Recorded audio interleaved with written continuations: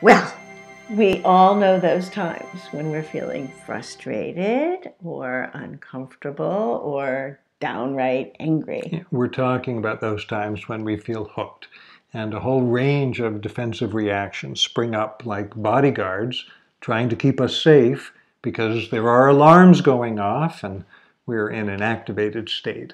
Yes, so we've developed a practice that we call circles of compassion that really helps to change that dynamic. And it brings down that feeling of being activated, being really uncomfortable in the grip of it, and it changes our habitual behaviors, which aren't necessarily so useful, and it really strengthens relationships. Yeah, and it can be used in all kinds of situations.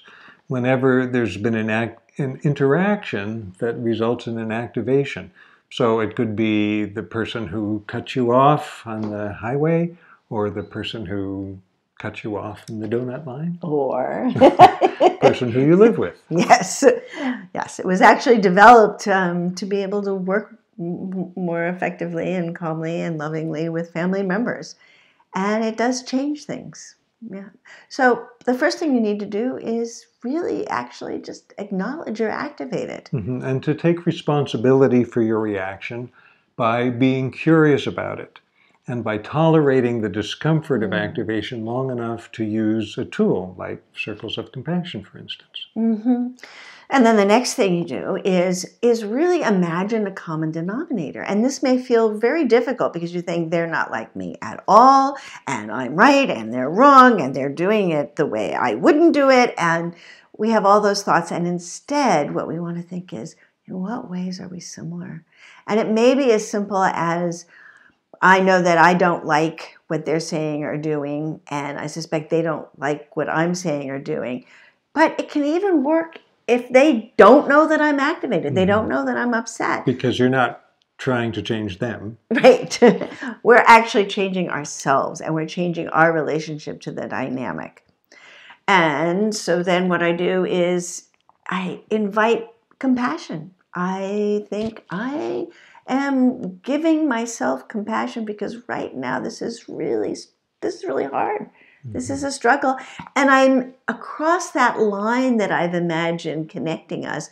I send compassion for the other person. And I think, I am offering you compassion. I am wishing you compassion because I know that you're not particularly happy with how I'm acting or what I'm saying. Or you've just had an experience with someone in your life that you're not happy with and that has left you feeling activated, uncomfortable.